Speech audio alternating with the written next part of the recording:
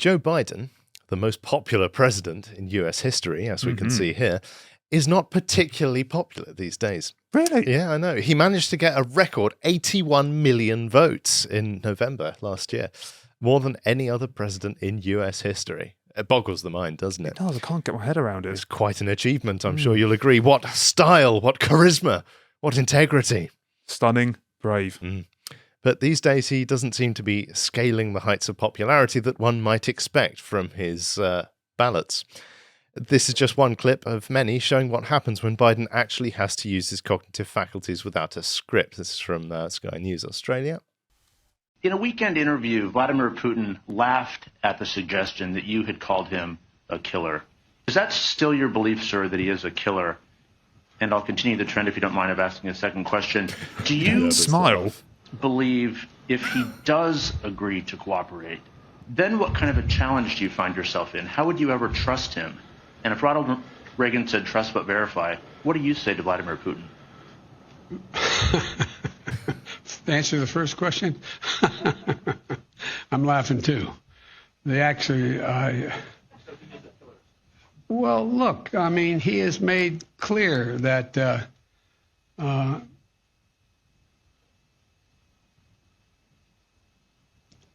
video had paused. the answer is, I believe he has in the past essentially acknowledged that he was, there are certain things that he would do or did do. But look, when I was asked that question on air, I answered it honestly. But it's not much of a, I don't think it matters a whole lot in terms of this next meeting we're about to have. Right. What? So, the leader of the free world, ladies and gentlemen. I think he needs to have a lie down. It sounds like that, just the hesitation, the everything about that. And that's one of many clips where you just see him acting like he doesn't quite know what's going on. No, I've either that or those. Of course, before he went to the stage to answer those sets of questions, was told quite strictly, "Do not talk about Don't talk Putin." about this, don't talk Yes, about he just doesn't know how to. It might be politicize that. To his be way out honest, of when it. the question was asked to him, he looked like a man who was struggling to remember the start of it, really like exerting himself to the full to remember what the question like he was. didn't know where he was, or that he was having, to be honest, an aneurysm or something. Right. There were lots of other clips like that where he's like, oh, what am I doing here? He just says things like that under his breath while he's going on. And he's really sort of slow and doddery. But of course, a lot of the clips and footage we've seen of Joe Biden, it's always from the front. You never see his massive bald patch. Sometimes he's got aviators. Sometimes he's jogging. Sometimes he's in a big sporty car.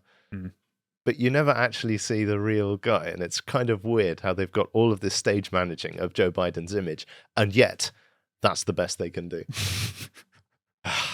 But don't worry, I'm sure he's putting his best foot forward, as he did when he stumbled off the walkway to that plane, which everyone in our audience has probably seen. But on to Trump's statement. So Trump has come out and blasted Joe Biden's year of presidency, because it's nearly a year anything now. else. And while I'm sure there will be some rolling their eyes at Trumpian rhetoric, because it does have a Marmite effect on many people, you must admit, he has collected a lot of valid criticisms. And I thought we'd just go through and just casually go through his criticisms of the Biden regime. Here we go. Year in review. Joe Biden's cascading domestic catastrophes.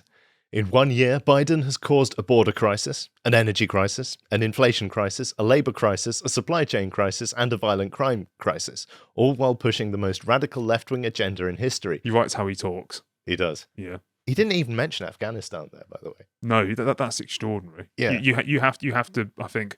The greatest American military fiasco since Vietnam. Yes. And probably greater by the amount of hardware left in the hands. He'll be of the regretting enemy. that right now, won't he? The golden opportunity. Yeah. But I think he's coming from a position that Americans are generally more concerned about what happens in America. He's probably at least glad that there aren't boots on the ground. It would be still consistent in the with Middle his East. own America First position. I get that, yeah. Yeah, exactly. So he says that Biden is the most anti-worker, anti-family, anti-America president ever. He inherited the most secure border in history, according to Trump. The fastest economic recovery on record, historically low gas prices, hard-won American energy independence, a domestic manufacturing renaissance, and a nation poised to flourish like never before, all thanks to the America First agenda of President Trump. Now, it is worth pointing out that this is also an America which was dealing with COVID and numerous international supply chain issues and so on and so forth. So it's not quite rosy. He wasn't exactly getting the keys to Shangri-La when he walked into the White House. But still, as Trump points out, there were some things going right for the economy in Trump's presidency by the end of it. It took less than 12 months for Biden and the extremists in his party to turn it all into crisis, chaos, misery, and woe. It's no wonder Biden is ending his first year with his approval ratings tanking to an all-time record low. Now, there's something about that description which reminds me of a book that I read recently. The book's called Flashman by George MacDonald Fraser. Tell me about it. It was written, I think, in the 70s, and it's a very, very non-PC book. It's about a bully from an English public school who grows up, joins the army, and goes gallivanting around the world doing outrageous things. But it's written with such good humour and style that you find yourself laughing despite the sort of shock of it. It's very good, but it's a historical novel, and it has a very good description of Lord Elphinstone. General Elphinstone, I think. He was the commander of the British expedition to Afghanistan in 1870s, or was it the 1860s? Was it the 1840s? The first Anglo-Afghan war, basically. And it describes how he, with the touch of true genius, was able to sweep aside all of the obstacles that he had, the good army that he had, the excellent officers, the disorganized enemy, the numerous opportunities to save the situation. He swept them all aside with the touch of true genius, and out of order wrought complete chaos. And basically, he was a doddering old fool. He could barely string sentences together. He couldn't make up his mind. He dithered. He did nothing. And a lot of what I see from Biden makes me think that maybe this is another Elphinstone. Maybe it requires that certain type of leader to create chaos in Afghanistan. I was wondering whether you were talking about Biden or the book, though. I know, right? It's like you couldn't tell the difference. Yeah. Moving on from Afghanistan, let's focus on America a bit more. Even the media, says Trump, cannot cover up Biden's dismal record of unrelenting failure. He's right there. Inflation is the highest in nearly 40 years, decimating the wages, incomes, and savings of hardworking Americans. Check. Gas prices have risen nearly 50% from 1 year ago. Check. America's southern border is gone, with over 2 million illegal aliens flooding into the US this year, the most ever recorded by far. I mean, what do you even say to that at this point? It's just an extraordinary level of people. Yeah, 2 million people. Okay, so American population is what, 300 million, maybe 350? Something like that. It's in that range. 2 million in 1 year. In the middle of a global pandemic, mind you, when you're locking down actual American citizens to stop them moving around because you want to constrain the spread of a virus. It just seems like lunacy. I can't make sense of it in my head. There's no framework on which you would possibly want to do this, I can think of, unless you're actively trying to destroy the country. Yes, or cement your, cement your place as the permanent governor of the country. That's probably how the Democrats are looking at this. Because they're seeing these as prospective their voters. future voters, yes. Even though, well, again, I think I recall Callum going through this at some point, but the Hispanic voters, or at least those like from Cuba and places like that, are actually quite conservative, and actually were a very, very core part of Trump's popularity. Interesting. So I'm not sure how that will play out for the Democrats, but Democrat-run cities, he continues, across the country are hitting all-time highs in murders and violent crime, which are the most important crimes generally that you want to stop. Mass smash and grab robberies and lootings are taking place in cities and suburbs nationwide. We've covered this on the Lotus Eaters. But isn't this just part of being in a big city? Yes, Sadiq. Yeah. That's Sadiq Khan, the mayor of London's famous statement. And no one in America seems Seth Rogen now as well. I was going to say no one in America has said something so stupid, but apart from Seth Rogen, no one in America has said something quite that stupid. If that's your vision for big cities, why the hell do we let you run them? Anyway, Biden is pushing over $5 trillion in socialist spending bills crammed with nation-wrecking left-wing lunacy. Isn't this called pork barrel politics in America, where Part of it is that we have a big bill, but everyone wants their cut to ram their thing in. So eventually, even if you only wanted to spend 100 million, you end up spending 2 trillion or something like that. That sounds about Quite right. that much, but I don't think there was any restraint on the part of the American governors, the Democrats. I don't think they even understand numbers at this point, personally. No. Biden's Radical Democrat Party is forcing critical race theory into our children's schools, shoving male athletes onto women's sports teams, pushing woke racism into our military, tearing down statues of Thomas Jefferson, desecrating our history, dismantling basic election integrity measures, and breaking decades of precedent to use taxpayer dollars to fund late-term abortion and infanticide. Yeah. Wow. None of that is controversial in the slightest. If you could put the culture war into one paragraph, then that's it, essentially. It's quite something. Critical race theory is a big deal. We've covered the groomer schools on this topic. We've covered male athletes, and can we go back, please? We've covered male athletes with women's sports. We've covered all of these so far. And there's also the fact that they're actually placing genderqueer material in children's libraries, which are accessible to children as young as 11. Exactly. As in, you've actually got educational bodies committed to actually manipulating children into considering these ideas that as a child just don't really. Yeah, it seems like a radical takeover of institutions which were designed ostensibly to nurture and protect, for example, children, and now they're being used to subvert. They're trying to corrupt the way they think. It's a very, very I suppose, fragile point in their life where they need to work certain things out for themselves and have, so to say, subtle right guidance from the schools. But what they're being taught is or at least what they're being exposed to is not an exaggeration to describe it as pornography. Oh, exactly. If we go to the next one, Trump continues. It's all happening exactly as he predicted. Joe Biden is a disaster. And then he goes on and talks about each one in detail. So he starts by talking about the Bidenflation disaster. He characterizes this as impoverishing the middle class and crushing the American dream. That's quite powerful language, isn't it? No, it is. But I think he can make a reasonable case for it. Biden repeatedly promised that he would not raise taxes on anyone making under $400,000. Well, he's already tried to break that. But also, it's worth pointing out that inflation is a tax. It's a stealth tax. If your wealth is decreasing to the tune of 10% each year, then the government is basically taking money from you and giving it to whoever receives the newly printed money. It's quite simple economics in that sense. Biden's out-of-control spending binge has triggered skyrocketing inflation that functions as a massive tax on everything, as Trump outlines, at every income level, hitting working and middle-class Americans hardest of all. Every American is poorer because Joe Biden is president. Where's the lie? I don't think even the Democrats are arguing against that. They're just trying to rephrase it so it doesn't sound as bad. We've seen huge double-digit increases in the price of cars, trucks, beef, bacon, eggs, sugar, pork, furniture, housing, and other staples of middle-class life, but wages and incomes have not gone up to match.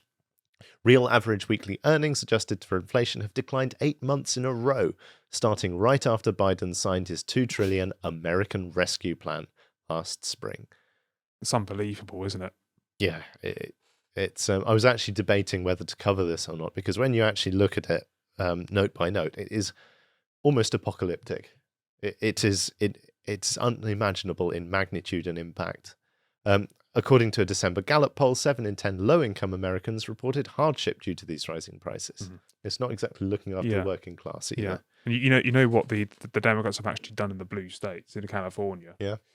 Well, they've effectively decriminalised stealing as a means of, I suppose, dealing with the fact that no one can actually afford anything legitimate. And that's why we have mass smash and grab in America. Yeah, and why lots of the people and businesses are moving to the red states. I mean, I don't know what the hell they think they're doing. It's remarkable.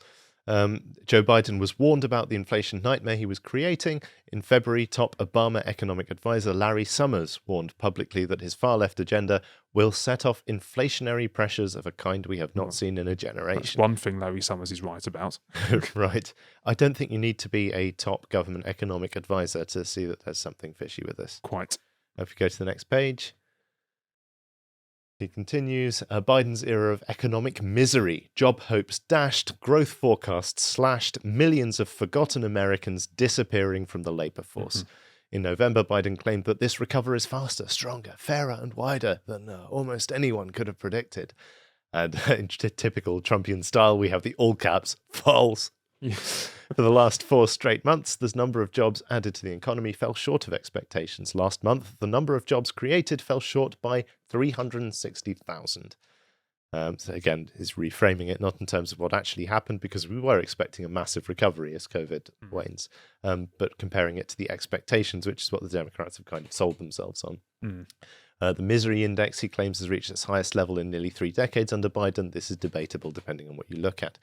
But consumer sentiment is now lower under Biden than at any time during the Trump presidency. Small business optimism fell to a record low after the election. Under Trump, small business optimism soared to the highest level ever recorded. And small businesses have been absolutely hammered by the pandemic, and particularly the response of various governments to it at this point. Biden's socialist American Rescue Plan created a disastrous labor shortage by paying millions of people more money not to work, long after most Americans were vaccinated and Biden had declared victory over the pandemic. And 4.3 million Americans have dropped out of the American workforce under Biden. So I'm just going to pause here because this goes on and on and on. And you can feel free to check this out in your own time. There's lots of good points, lots of food for thought here. Yes, it's really not a very rosy picture at the moment. I don't know how you can look at what's happening in America and think that Biden is doing a good job, or the Democrats are the right people to run it. I don't think you have to agree with Trump to agree with his criticisms of the Biden regime. And yes, maybe some of his points may be a bit little hyperbolic. Little hyperbolic. Yes, maybe a couple of the points he's wrong on, and maybe he's painting a slightly too rosy a picture of his own presidency. But if you're looking for a criticism of the Biden regime, this one is very powerful and I think quite insightful. It's by someone who was in the hot seat until very recently and is in a reasonably good position, I think, to criticize it. Yes. The golden question, though, is he the person to inaugurate his exodus? What do you mean by that? Is Trump the solution, or his return? That is a very big question. At the moment, I don't see anyone else, but 3 years is a long time in politics. We don't know. Trump's health might decline even in the next 3 years. Certainly if Joe Biden has anything to do with it. Yeah. But so I don't know. I think there are many people, like America is a country full of talent, full of very intelligent, industrious, moral people. It's not what it's made out to be by negative media coverage. There are lots of fabulous people in that country, and I'm sure they can produce top talent to dig this country out of the hole that it's there are lots of Republicans who, since they noticed the integration of critical race theory into the education system, who've actually stood up. Josh Hawley, I've been very impressed with. I don't know his whole career. And but there's of course Rand Paul in ripping Fauci to shreds, and rightly so. And then, of course, you've got Senator Ted Cruz, who I think could be potentially the strongest candidate that they could put forward if Trump is not that person. I personally don't think he should be. I think he'll be, 76 by that point? I don't know how old he is exactly. Well, I think it's Farage who's come out saying that the man is a force of nature. And he's the only person I've seen, at least, not to age like 20 years while doing a prime ministerial job. Look at photos of Boris Johnson before and afterwards. He looks haggard.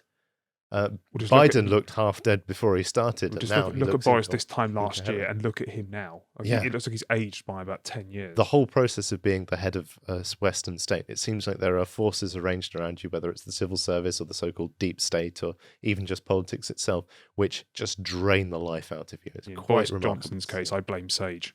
But that didn't happen with Trump. Trump came out of it. Maybe he's just impervious to maybe he just doesn't worry about it. He's got this constitution where it doesn't bother him in some way. He just ignores it. Maybe that's it. Maybe he has aged, but you can't see it visually so much. Who knows? We'll see in 3 years' time. God bless America.